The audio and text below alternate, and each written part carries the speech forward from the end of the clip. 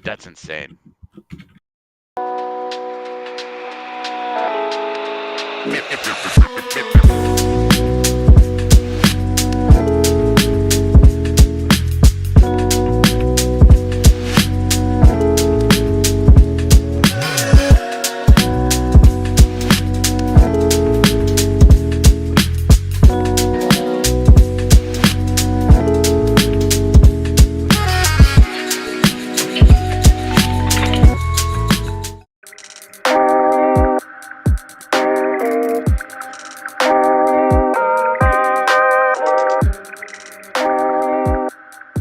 Well, I mean, there were some interesting moments in that hockey game, at least. You can, a 5-4 hockey game, things happened in it. Welcome in to the DNVR Avalanche Postgame show presented by Bet365. We've got AJ and Rudo coming to you live as the Avs lose to the LA Kings 5-4. I mean, can we really call them the Avs? This was definitely an Eagle-Lanch moment tonight. So, whole bunch of dudes in the lineup. Neat. Yeah, like 3 Avs defensemen played more than 20 minutes, and if the Avs defense is healthy come the next weekend at the start of the postseason, only 2 of those players are going to be in your lineup. Yeah. 2 of your 6 defenders that played tonight will be in your lineup. Like, not having your top pairing, not having obviously Nathan McKinnon, like you're just no Jonathan Duran, no Gabe Landeskog. I mean, it's no Ross Colton. Like, it was genuinely like very much enjoyed the second power play unit with Jack Drury and Yoel Kiviranta and Jack Ashan. I was like, this rocks. This is some preseason stuff where you're like, these guys have never played together. This is so strange. Very much not a regular season game, a pre-postseason game is what this was. Yeah. I do think there are some interesting takeaway from this game. I don't know how much meaningful stuff there is to take away from this game. I'm not going to be negative about any of this game because, to be honest, like, even when you look at the misplays and some of the things that happened, it's like, oh yeah, Anze Kopitar is a better player than Keaton Middleton? No way. Who knew? Who could have seen this coming? Like, there is no big surprises about what happened here. This is what I get, man. I send out a lukewarm tweet about Keaton Middleton being like, yeah, like I haven't had like a huge problem with his game for a little while. And like he's okay for like a bottom 2 games in a row he gets torched. And it's like, all right, I'm not superstitious, but I can't count. And that didn't watching that Kopitar goal is like, what a bounce. I mean, that thing lands right on his stick like that, where you're just like, my goodness, whatever. I'm with you, man. I'm not going to be overly negative about it. I'd be remiss if we just didn't say, hey, the defense wasn't very good. But that's putting it lightly, but sure. Yeah, but it's like, yeah, if there was something that you could have predicted would happen at the start of this game, it's that a defense with no Cale Makar, Devon Taves, Josh Manson, or Ryan Lindgren against the Kings in LA, the best home team in the NHL. Yeah. Honestly, props for keeping it close. Yeah. Yeah. Big shock. Like, felt bad for Mackenzie Blackwood. Would, of course, like an extra save or 2 on some of those. But also, you look at all 5 goals, they're from the middle of the ice. Go look at the shot chart on Natural Stat. The slot is a gigantic red blob. Like, there's half of LA shots came from the most dangerous place on the ice, and all of the goals are like a pass to the slot, and you're like, oh, well, there's a defenseman out of position. Oh, there's Martin H. is out of position. Oh, there's another forward out of position. Like, come on, man. Blackwood had absolutely no help in this game. Yeah, and like I understand there's going to be like but Scott Wedgwood is, he's 7-0-1 his last 8 games. He's played really really well. I again will make this point. He has gotten the easier of the games. Blackwood has And had to play all the grown-up teams, while Scott Wedgwood's getting like the Chicagos of the world. that's And go ahead. it's just part of it for me. I know what the numbers look like and that they're not amazing. They're not disastrous, but they're certainly not like his first like 12 games as an Av. He had like a 940 Yeah, save it's percentage or something in outrageous. him. Yeah. And it was like, guys, the regression is going to happen. Like it's coming. And you always have some of that like, oh, I don't know. I think he can keep this up. He looks really good. Yeah, he did. He looked unsustainably good. And do I think this is like the true Mackenzie Blackwood? In a way, in that he's going to have stretches like this. I've said this a few times on social media over the last week.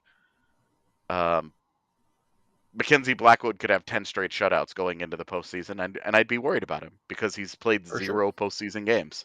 Yep. Like it's just a different animal.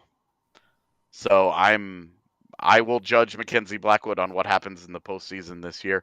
He's gotten it. He stabilized the Avalanche.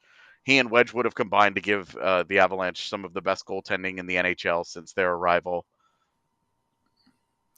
I'm just not concerned about it, while also being Same. concerned about it. The one question that I have, and obviously hindsight is 2020, knowing the way this game went, but was there any consideration of maybe giving Blackwood the easier game? Could you have played Wedgwood against LA tonight and run Blackwood out against Anaheim to maybe try and get him a little bit of confidence or something? Yeah, that's what I would have done. Same, but that is, just that's just it. That's what I would have done.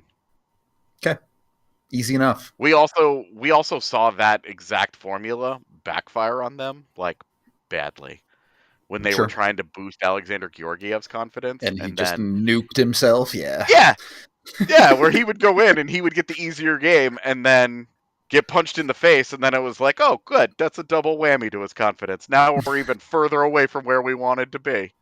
Awesome. Don't love that. Yeah, so it's like if it doesn't really matter what decision you make there. If it goes poorly, that's not the outcome you want.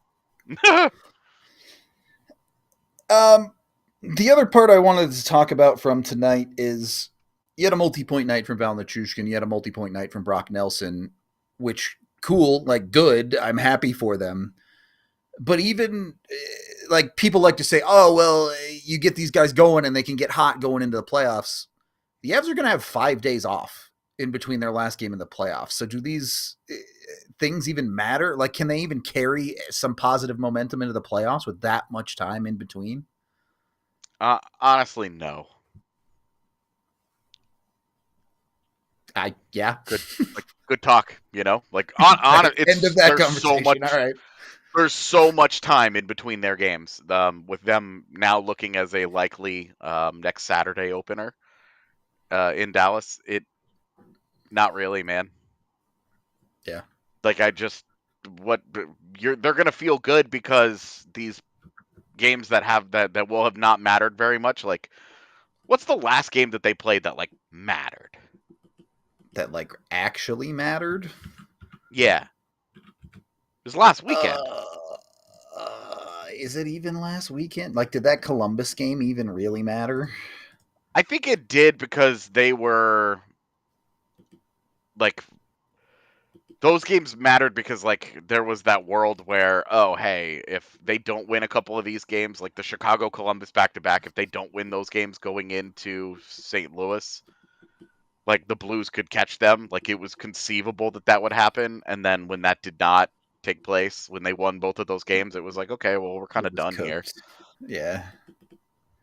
All right, fair enough. I accept this take. Yeah, like the Columbus game, I think was the last time that it it was really something that you were like, hey, they could really use winning this game. That's April 3rd. That's 9 days ago. It's been a minute. By the time, if their postseason actually does open next weekend on the 19th, it will be 16 days in between games that were like mattered. Jeez, that's a minute. Yeah. And like they got up for the Vegas game, but in the same way that you're looking at the Avs lineup tonight, like the Vegas lineup was beat to hell. It's missing a bunch of their guys. They sat Like 3 you dudes don't 30 make too minutes much of before the that. game. Yeah, Right. exactly. Like you don't make too much of that. You don't make like Kings fans should be excited about the win today because they're still in Almost play for certainly winning the took Pacific. home ice. Yeah. Yeah, and they're right on the cusp of taking home ice against what is now looking like a Soup's vulnerable Oilers team. Yeah, if Ekholm is actually seriously out there, Yeah, they might be cooked. yeah, they're done, man. They just are. So, like it mattered. It mattered to the Kings, and I think that was one of the things that we could talk about. Like one of the few things that we'll care about in this game is this game mattered a lot to LA. It showed. It didn't matter very much to the Avalanche, but they battled. And I'm always going to appreciate a team that battles. Yeah, they were overmatched. They lose the 5v5 battle. They lose the special teams battles. They do, whatever. But ultimately, like they fought hard. This is a 5-4 game. Yep. They're hanging on at the end because the Avs just would not go away. That 5-3 goal, most of the time you're like, yeah, all right. That's the game. And then they make a great play coming down in transition. Malinsky beats Kemper. They dropped 4 goals on a goaltender who had not given up more than 2 goals in 15 games. The second longest streak in NHL history, mind you. Look, if I'm LA in this situation, I feel good that I won and set myself up for success in the playoff race. But if I'm looking at the underlyings of, wow, we really let that team score 4 goals on us and we're heading into the playoffs, I would not feel super good about that. Would not feel super good about how this game played out. Not that they didn't control the game, because LA absolutely did control the majority of this game as they're supposed to. But this was not supposed to be close for them. This was supposed to be an easy win for them. So well, and especially they jump out to a 2-0 lead like 4 minutes into the game. Yeah. And that should have been like, oh, this is going to be an easy day for us. Mm-hmm. And it just wasn't. Some of that is self-inflicted. You can't give them a minute and a half of 5v3 time. Yeah. Like, PS. Don't do great dumb pass, stuff. Charlie Boyd. Yeah, that pass was nasty. It was nasty. Yeah, like that's the exact pass. Like Mikey Anderson's laying on the ice, like I'm taking this pass away, and Charlie Coyle was like, "Are you though? Are you?" Is that great play? Maybe the biggest takeaway from this last stretch of hockey for the Avs? Center depth proven at this point for the Avalanche between the runs that Brock Nelson and Charlie Coyle have had after getting adjusted to Avalanche hockey here in those first 5 to 10 games. Both of those dudes have shown out for Colorado, even when getting moved up the lineup, having to play against potentially tougher competition. Yeah. I mean, you remember after the first, what was it, 5 games, 6 games? Brock Nelson had 2 assists in the first 6 games. And it was like, they paid so much to get this guy. What is going on? Yep. And he has, 11 points in his last 12 games, and 6 of those are goals. We are like, pretty good. That's what they were. Like, that's what's up. And Charlie Coyle, similarly, is like boarded scorching. a rocket ship 6 games ago. Yeah. Yeah. He just got a point in his 5th consecutive game, and is now at 10 points in 18 games for the Avs as their third line center. Charlie Coyle's averaging 14 minutes a night, and he has 10 points in 18 games. Pretty good. Some stuff to like there. Yeah, so. Like the Avs paid a heavy price for these guys. But this is why they did it.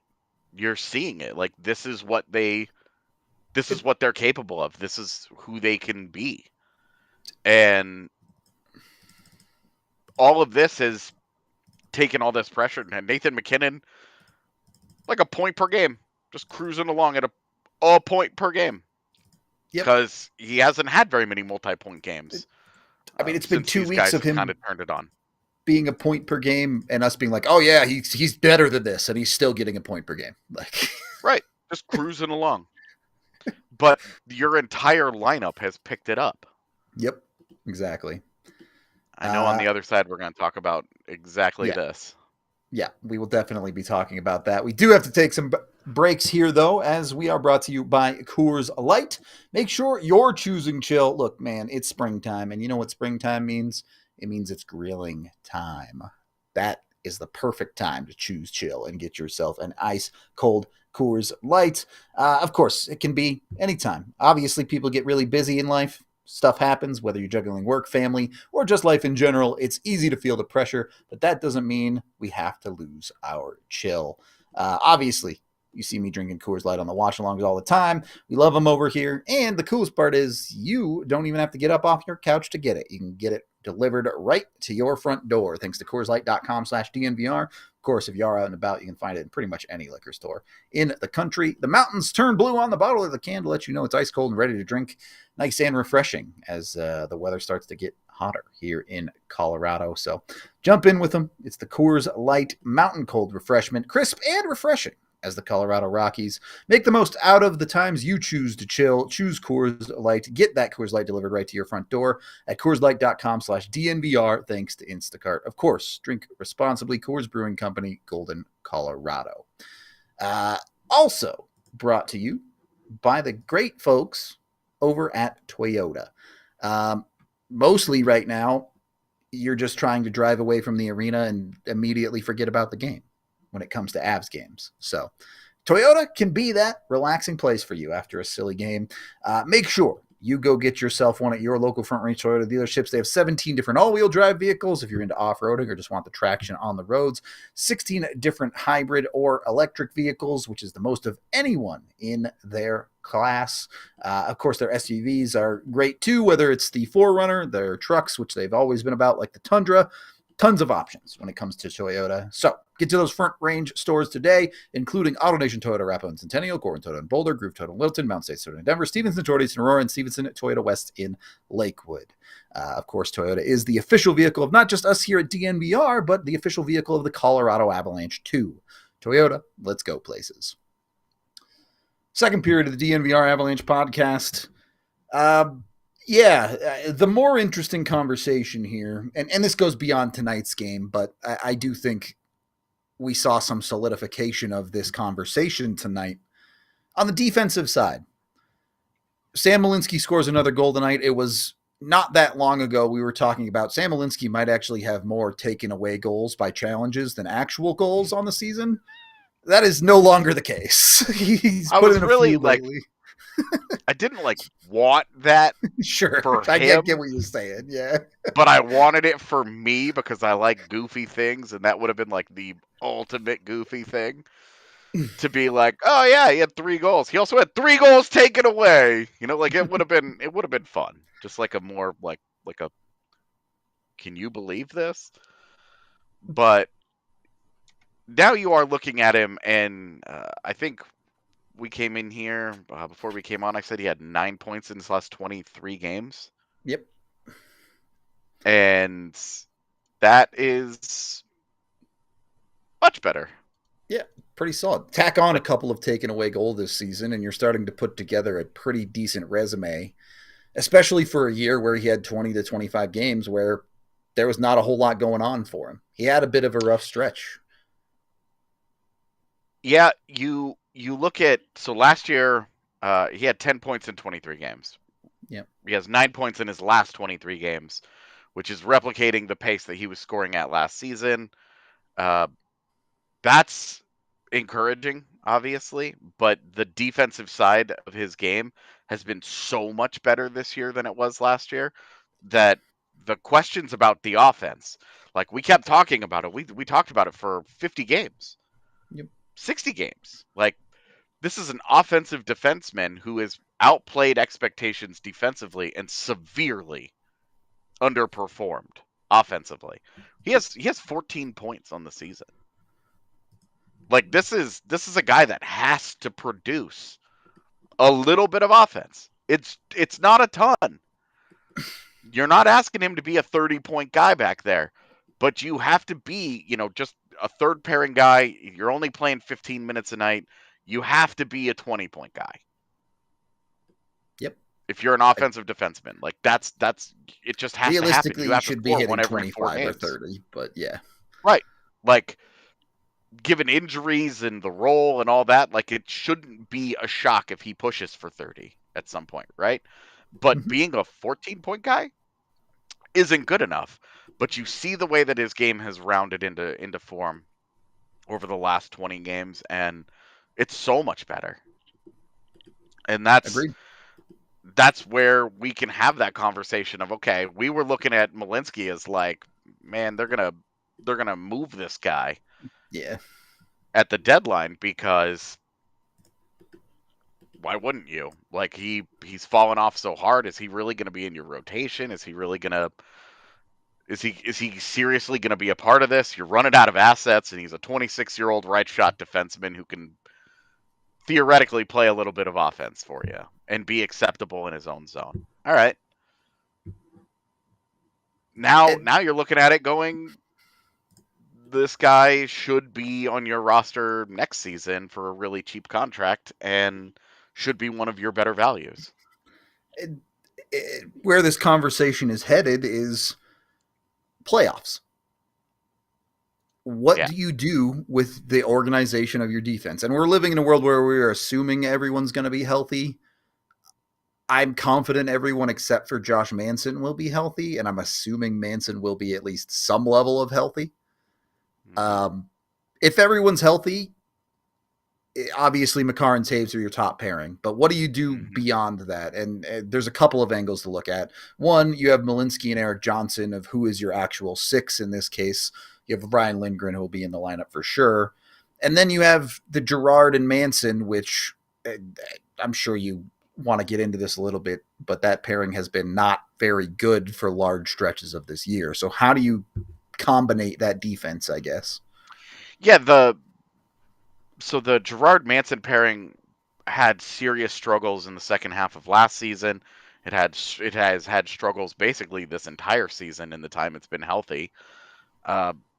So you are looking at, how do you orient this? Because Ryan Lindgren and Josh Manson, you cannot put them together in a Dallas series where they're going to try and forecheck you to death, and both of those guys make too many mistakes with the puck. You need a guy that you're comfortable. Grenade caverns in your own zone then. Yeah, exactly. Like, you need guys that you're comfortable who can get the puck out, and you kind of want that balance on your defense. And so with Sam Malinsky in your lineup, going Girard, Manson, Lindgren, Malinsky, I think is the easy solution. But because Girard Manson has had so many issues, it's really not that easy. So do you then if you're going by handedness, then you are talking about, okay, we're going to put in like the Sams together. You're going to go with Girard and Malinsky and then Lindgren, Manson. Like, to me, that feels like the worst solution, because yes, you enhance the things that those guys do better, like you turbocharge it. Hey, you're going to be nasty. The Lindgren Manson is going to be nasty. It's going to be physical. It's going to be bad offensively. It's not going to be good with the puck. You're not going to be able to play the high-low game that you really like to play and get your defensemen as involved offensively, because you're going to have two guys back there that are capable and prone to making bad decisions and big mistakes, and don't have the skating ability to make up for it. So that's a huge concern.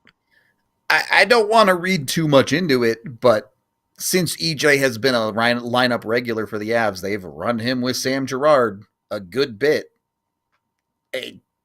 I don't want to take Sam Malinsky out of the lineup. If I'm making the decisions, game one of the playoffs, Sam Malinsky is in my lineup. But does EJ just make more sense? And that's it's the fact that EJ has been so good that it's really not an easy conversation with Sam Malinsky, because you see the way that Malinsky has responded to the trade deadline, where he almost got dealt. He's held out of a game because they think he's Get heavily moved, involved in yeah. trade activity. So they're keeping him healthy, saying, "Hey, we're just going to pull you out. We're just, whatever."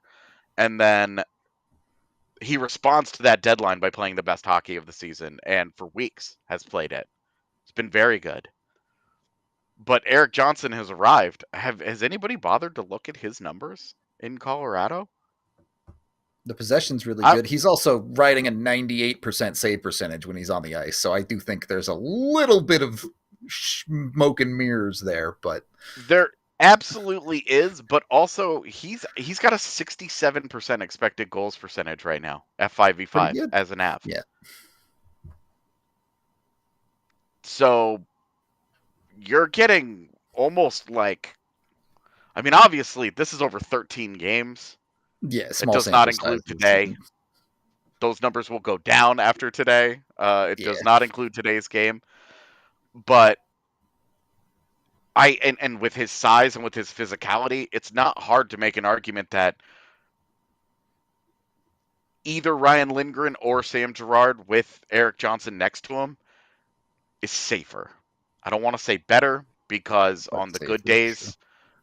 on the good days, Sam Malinsky brings a more dynamic element to your lineup, but it's safer with EJ.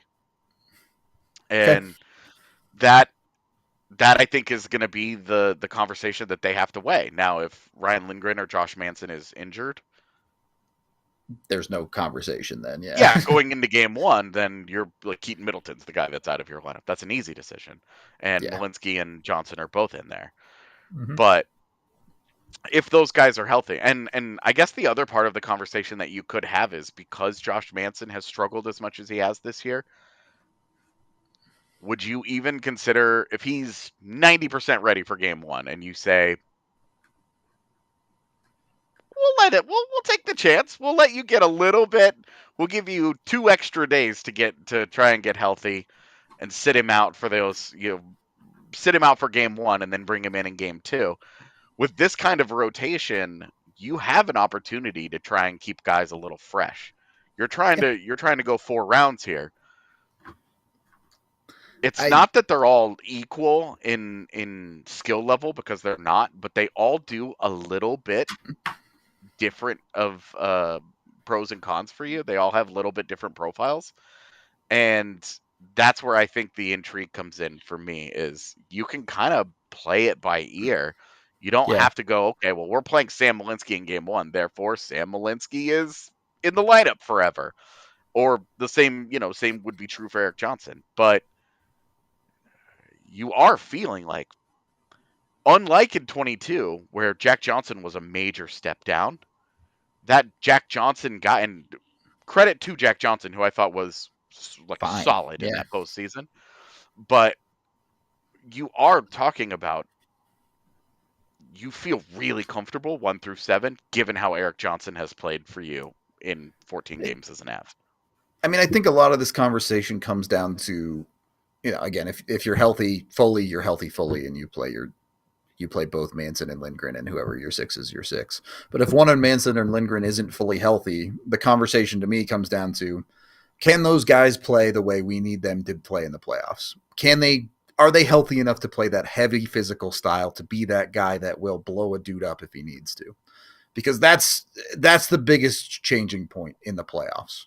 You're going to Yeah. need some of that in the playoffs. And if they're not capable of doing that, then how much are they really helping you in the playoffs?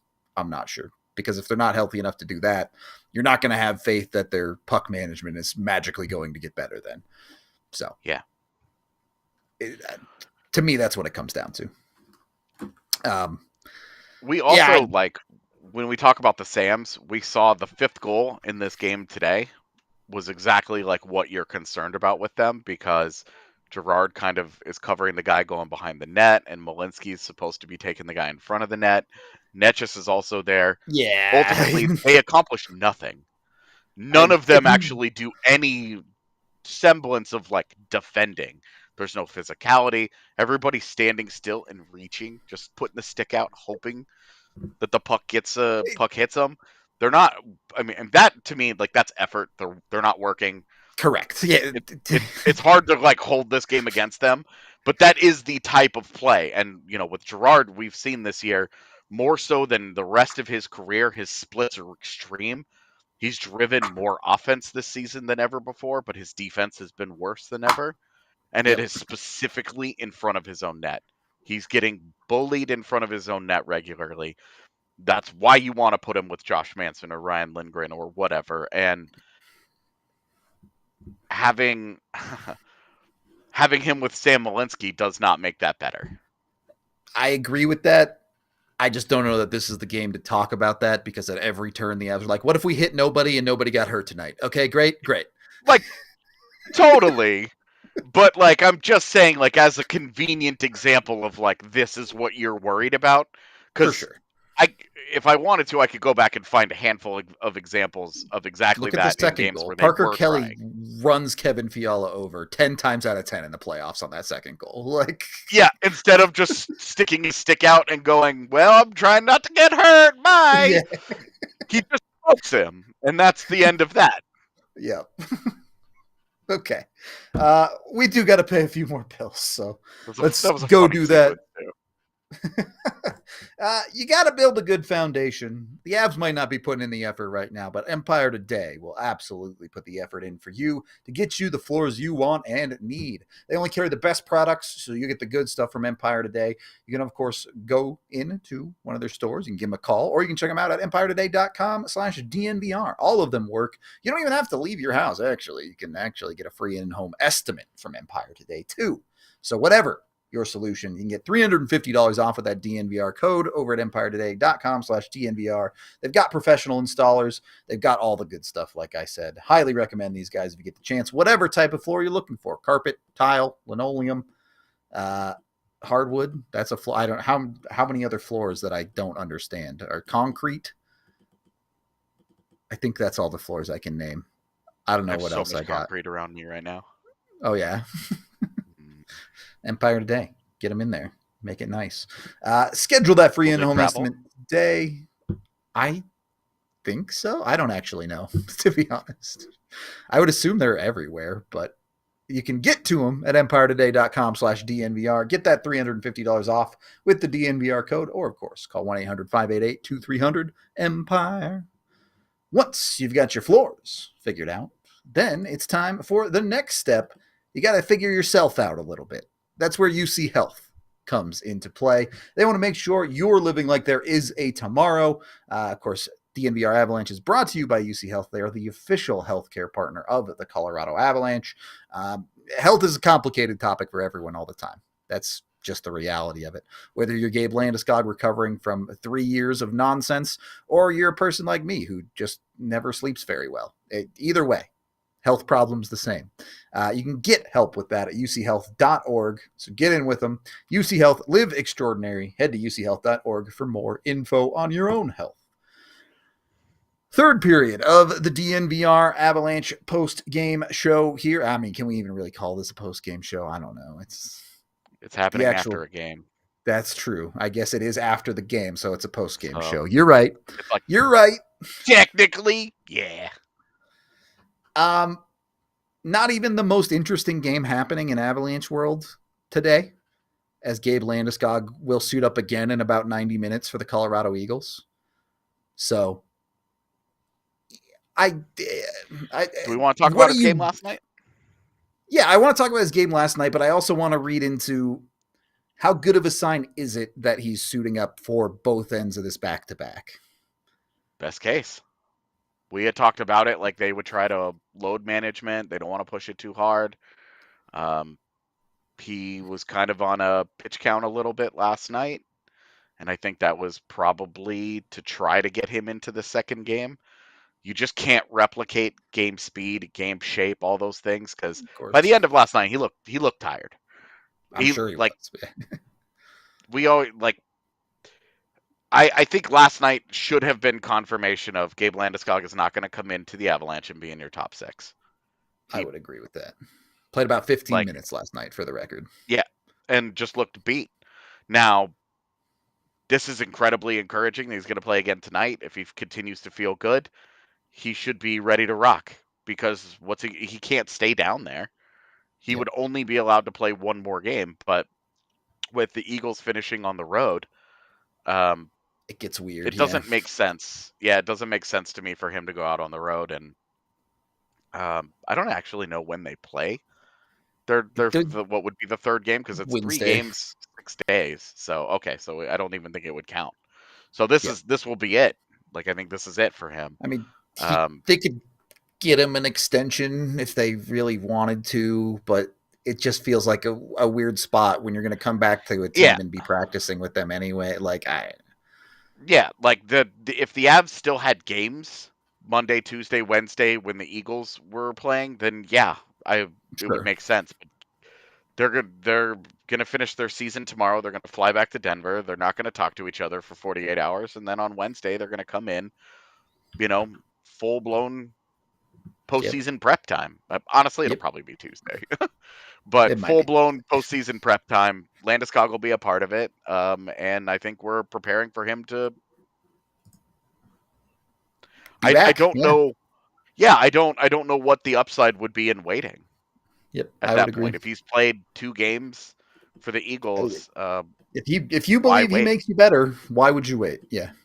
Yeah, and if he thinks that if he's healthy and his knee responds well and he feels good, give it a And play him. and And then the more games that he plays, if they're fortunate enough to win in round one, like the deeper they get into the postseason, he's going to be working his way into shape. We could see a really good version of Landeskog by like the Western Conference Final, Stanley Cup Final, where he's not nearly as worn out as a lot of these yeah, other guys because he hasn't been playing hockey all season. yeah. It's and it's an AHL game. Let's not pretend like the game he played in was NHL speed the other night and all that physicality and all of that. But what you saw out of him in a game situation for a guy that hadn't played in 3 years was pretty encouraging for me out of Gabe Landeskog last night. I mean, it was Gabe Landeskog. Yep. He went to the front of the net. He had some opportunities offensively. He He played got PK involved in even. Yeah. scrums, like through the body. Like he didn't shy away from physicality. wasn't being overly cautious. He just played hockey.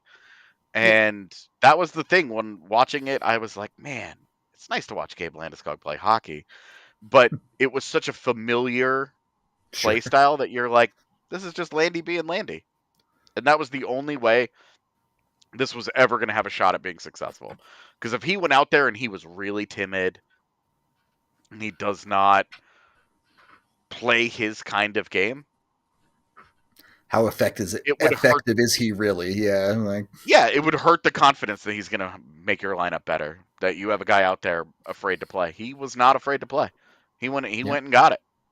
And I'm excited to not watch that game tonight because I've got a bunch of other things I need to be doing as I get ready to travel across the country. But Such is life. Yeah. yeah, I'll watch. I will watch that game on Monday during the Yeah. day.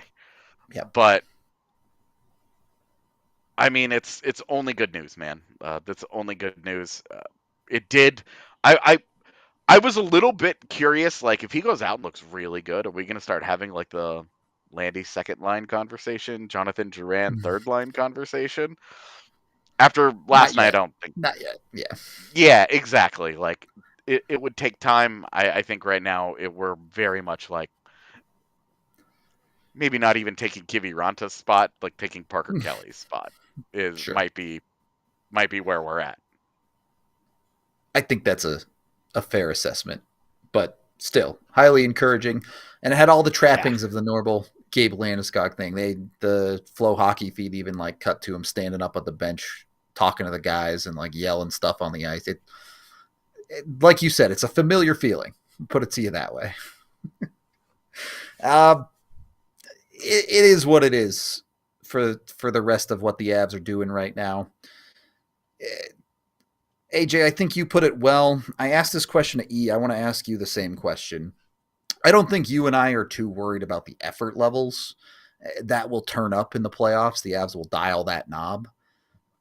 Is there any concern that they might be forming bad habits at times like this, where the effort levels are maybe a little bit low and maybe they aren't doing the things or playing the right way, especially when you look at someone like Nichushkin, like you mentioned on that fifth goal, and there have been some other plays over the last couple of weeks with him where you're like, don't love that idea. I think I'm gonna watch Abs fans wave that away and find ways to make excuses for that. And I will just say this is who he's always been. Sure. I was sort of confused the first like a month that Natchez was here, maybe month and a half because the Four Nations break gave us a little bit of time off. But Abs fans were like, "Oh, he's so engaged defensively and he works so hard." And it's no, he's not. He never has been.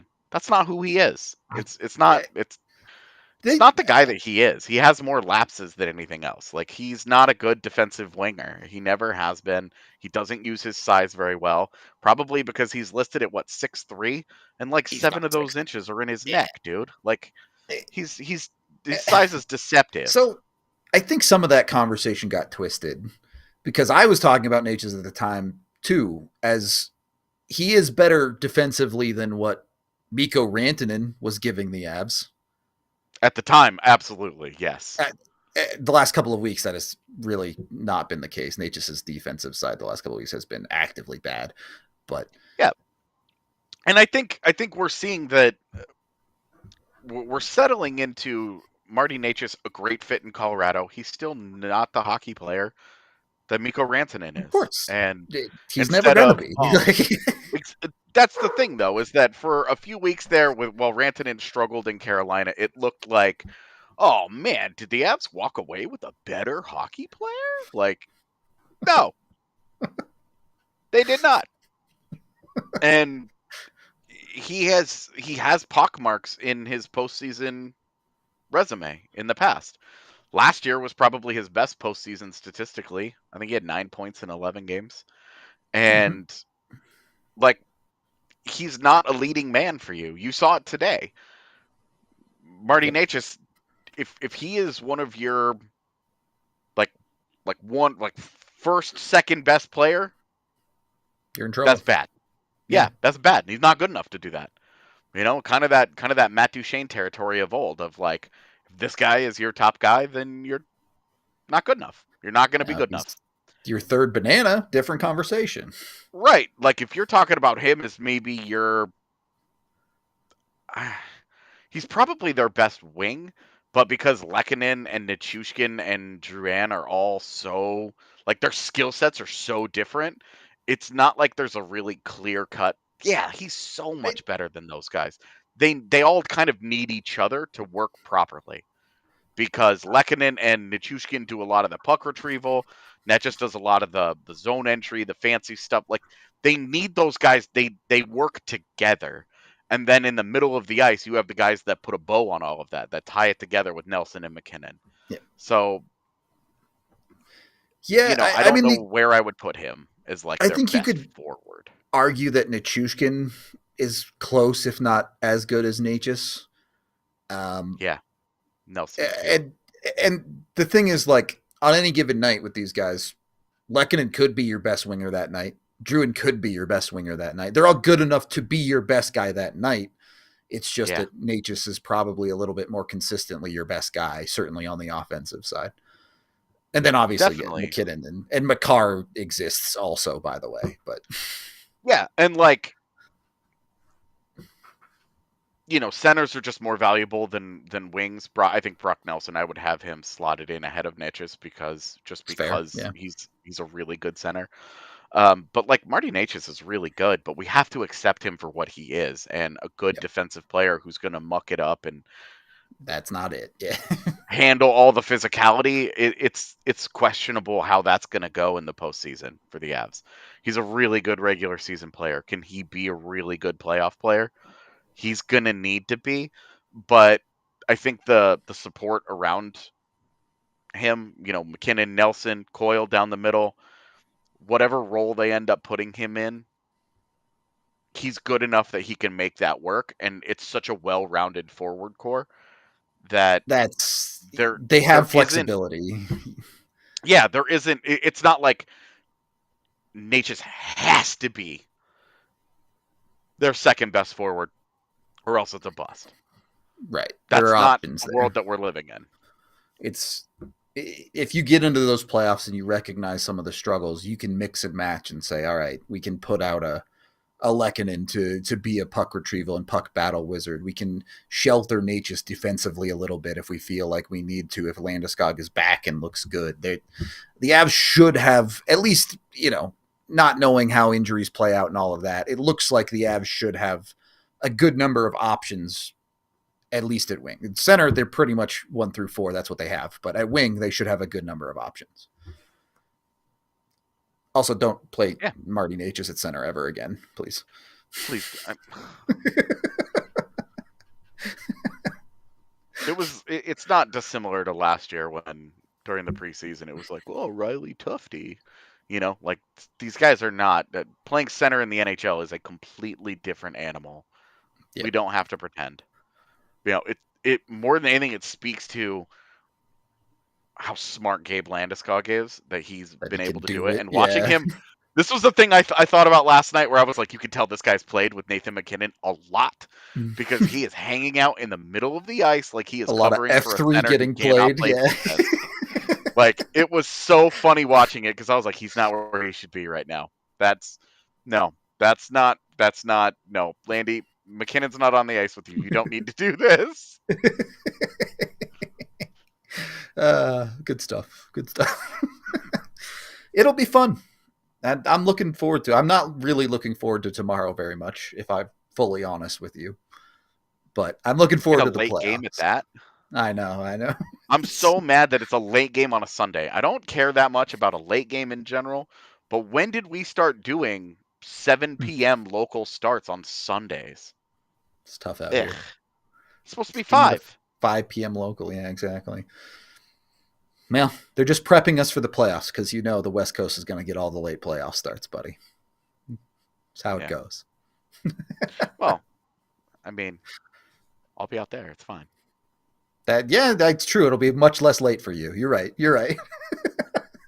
Like, I'm struggling with the idea of leaving, just because I've really started to settle in, and this has started to feel like home for real. That's mostly because of my amazing girlfriend being amazing, but I cannot wait to get back to Colorado for the certain things like sports timing is amazing. Yeah, Bucky's is there. The DNVR Avs homies. I miss watching games with you guys so badly. I'm so excited to do that first watch along with y'all. It's gonna be good. That game 1 watch along. If the Avs don't play next Saturday, that first day of the postseason, we should just do a watch along just for fun. Just do that 12-hour watch all the playoff games angle. This sounds awesome. It's coming. Great time to get to the DNVR bar too for all y'all out there. If you noticed down in this corner here, get the new Gabe Landeskog shirt. The comeback. It's happening, chat. I think this design is so cool with the captain's C on it. I love it. The color's a little iffy, but I also liked that because we don't have any shirts like that. And I was like, that's so cool. We can only do that same blue. Yep. Right. That kind of lightish blue that we've done so many times. There's only so many of those. There's 6 of those shirts that are the same color. I'm like, which is this the MacKinnon one? Nope. Is this no? And it also makes it feel to me, I like it because it makes it feel like that stands out for that reason. This is such a special, one-off type shirt to celebrate something that we hopefully never have to live through again. That it's got that color that just immediately pops. It's not Avalanche burgundy. It's Gabe Landeskog blood, sweat, and tears red. Okay. Yes, it is. It's gonna be a weird week.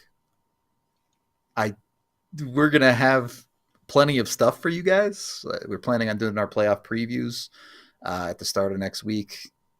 We'll have 5 podcasts next week, but 4 of them are probably going to be before the playoffs start and the Avs season is over. So might get interesting.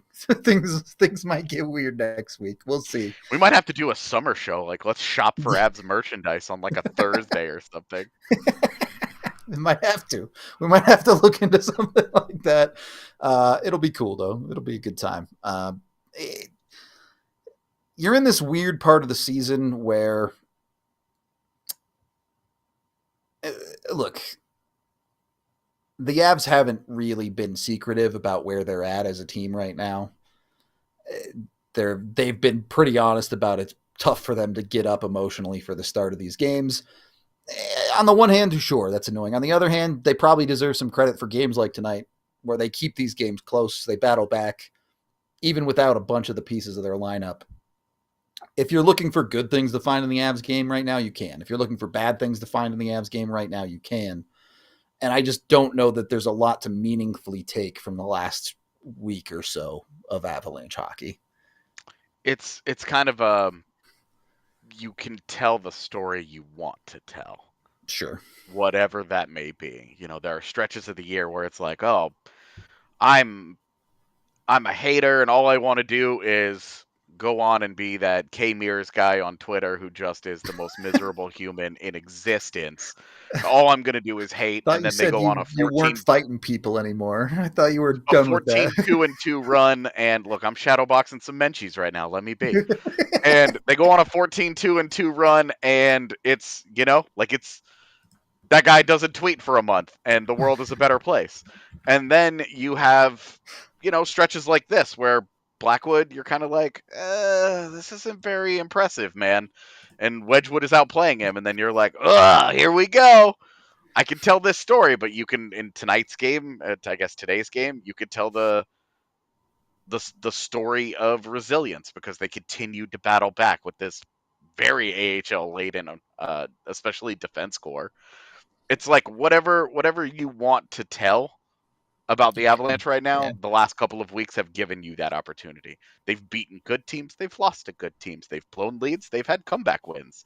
Like whatever you want the reality to be, the evidence is there to make the case. And it will be nice when this regular season is over because so much of the regular season is us talking about an 82 game journey. We're down to one of those games left, and then we get into the part of the year where when you're a championship team, a team that fancies itself as in its window, the 82 games is a prelude to this, to what is coming. Sure. It is the opening act. How good is what comes next? The last couple of years, last year, honestly, I didn't really have a huge problem with. They lost to a Dallas team that it was just not as good as. I was pretty at peace with that one. Certainly 2 after years the ago, yeah, getting bounced to death against Seattle was a pretty frustrating experience. But this year, like this is easily in my opinion, it is inarguable that this is the best Avs team that they've had since 2022. But it is also the toughest path to another championship that they have had since 2022, and arguably in the entire McKinnon-Makar era. Certainly, yeah. So like they're looking at a very difficult path forward, but it's the kind of battle-tested, big and strong and physical and skilled and fast team that should be multiple enough to handle several rounds. If injuries go their way, if a little bit of puck luck goes their way, and if their goaltending holds up. Those are the three staples of postseason success. That's for any every team. Yeah. single team. That is not Avalanche specific. If you do not have all three of those things go your way at some point, you're done. Yep. And to give the Avs credit, they're doing everything they can to prepare themselves by sitting the Nathan McKinnons and Cale Makars, by leaving them in Colorado for this last road trip. On the health front, they're making it as reasonably possible as possible. In the games, stuff happens. Hopefully things go your way. But this is a Colorado team that understands that and is going to put themselves in the best position they can. AJ, I'm going to throw 7 names at you real quick. Okay. I don't know what this is. William Dufour, Jean-Luc Foudy, Oh, wait, it's only 6 names, I think. No, we're good. We're good. Matthew Phillips, Sage Weinstein, Jacob McDonald, Kevin Mandolisi, Adam Scheel. So these are guys on NHL deals who have not played for the Avs this year? Correct. If you call up and play any of Does those Sage players... Weinstein really count? Sure, why not? Isn't he still in junior? Is his team still playing? I don't actually know. Like, because his deal slid again. This next year is his pro debut, right? Yeah. God, that makes it even sadder. That we're down to what'd you say? 5 guys, 6 There'll be guys? 6 guys. And One of which McDonald and Mandolisi got called up. And Mandolisi didn't dressed. Play. Yeah. I'm just Good. saying. Call up and play any of those dudes tomorrow, and you've hit 50 in the regular season. I cannot stress enough. Like we've been keeping track of this, and this was like we've been memeing about it for a month and a half now. Yeah. But like, keep in mind, an NHL roster is 23 players. Yep. That's a whole other roster and then some. Right. It is a whole other roster plus. What were the extras called during the COVID season? What was it, like the taxi squad? The taxi squad. I'm like, it's the street team, and I'm like, no, this isn't a boy band. The taxi squad. It's a whole other roster and a taxi squad of players. It's an absurd number. Yeah, it's an absurd number, and I am disappointed with the loss today that they will not hit 50 wins for the first time in 4 years. Sure. You look at a couple of their losses this year, and you're like, "Ah, come on!" That's where it was. But also, they had a couple of comeback wins where you're like, "They did. Maybe didn't deserve that." Yeah. So, the 50-50 dream is dead, but we'll take 50 players when Landeskog gets into the postseason. I will still count it. It's a little bit less cool, but him being the 50th player, pretty just because cool, it's a nice round number, where it's just like, if he was the 51st player, you're like, you know, I mean, it's one player for every state. That's what we should do this week. We should, every player that's played for the Avs this year, and we'll count Landeskog, we should assign them a state. Which state are those 50 players? That is peak off-season content. Yes, sir, it is. This sounds super fun. You sound so excited for that, Tiff. Says the person who's going to have to make these graphics. I can understand Tiff's reticence to embrace this idea. Yeah, I mean, the 50-50 stuff would have been cool. Yeah. If they go on a deep playoff run, I won't care at all. Oh, no, they won 48 games, but they won a Stanley Cup? Ah! Life is so hard. I would gladly sacrifice 2 regular season wins for 2 playoff wins. I'll put it to you that way. Dude. Do you know how many wins off the top of your head the other iterations of Stanley Cup winners had for the Avs? Actual wins, I would struggle. I know they won the President's Trophy in 01. So I'd guess like 48, 49. So 2022, 56 wins. What the? Yeah, that team was different, man. They could have had a 60-win season if they'd cared just a little bit down the started down the 4-5-1, finished 4-5-1, had 56 wins. Played 800 hockey in between. God, we did not appreciate. I mean, you and I fully appreciated that team. That was a special team, and we knew it. The 01 team had 52 wins, and that's 52. That's in an era with ties. So yeah, impressive. Yes, and the 96 team had 47 wins. So they're in that range. Call it good. Yeah. Very quickly, we are headed into overtime here. The conversation will continue online. So join us at thednvr.com. Jump in the chat. Come say hi. If you're on TV, we'll see you on the next one, which is like in less than 24 hours, I guess. So, yeah.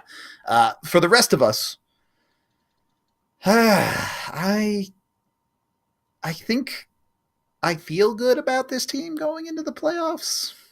I think I do. I feel great about them, assuming that none of these injuries are serious. I feel great about the team, man. If they're missing both Lindgren and Manson, I feel way less good about it because they're going to need some. Eric calls them whiskey drinkers. Yeah. They're going to need some whiskey drinkers against the Stars. That's a team that. Whew, Yep. you gotta be a little mean with. So Some I feel of those great dudes about just them. want to bang, man. Most of us do, man. Have you not seen that clip from whatever that game show for UFC was? It's all right. Forget it. Forget that I mentioned Nope. it. It's a whole thing about it's one of those like fighting game shows, and the dude like melts down like real world road rules reality style, where he's just yelling, "I just want to bang, bro," and he's talking about fighting, obviously not. So, highly recommend you go check it out. Anyway, grab his dick and twist it. An all-time great internet clip. Leave me alone. Twist his dick. So good, dude. That gets shouted way more often than you might think. Anyway, do you think? Well, one last question. We'll get out of here. Do you think there are any unexpected potential black aces or call ups for the playoffs that the Avs could sneak in there? Yes, I'm alluding to Taylor Makar. My expectation is absolutely not, but in theory they could if they wanted to. No, I mean, I think that if the Eagles are out and they have all of those guys available to them, the ones that they would seriously consider would probably be like Wagner. Wagner. McDonald, I guess for both Ivan positions. Yeah, like Ivan and Nikita Prishchapov would be on my list, but I don't know how high they'd be on the Avs list. Yeah. And then, the defenders, I think you can make an argument because that's kind of a deep roster of guys with NHL experience. Between McDonald and Rosen, Calle Ludwig. Rosen. Yeah, like those are all guys that you could dig into a little bit. You're not going to feel great about any of them in an NHL playoff game, but if you need it, it's like you're guys with some experience. You're struggling at that point, like. Yeah, exactly. Like you are looking at like today's game, and you're going, yeah, that's a playoff game right there, man. Like that's exactly what this is going to look like. So that's that. If the Avs play a playoff game without Makar and Taves, my hopes go down a lot. I mean, all right. They played one playoff game last year without Devon Taves, and it went poorly. Yeah, there was another factor there, but you're right. There sure was. We are going to get out of here for today. We appreciate everybody hanging out with us. We are back tomorrow for the late night game, so come join us for that. And then we are live Monday too, but we'll have you guys will see all of our content coming over the next week. Just stay here at DNVR Sports on YouTube, like and subscribe, do all that stuff. This has been the DNVR Avalanche Postgame Show presented by Bet365. We all silly like the mayor.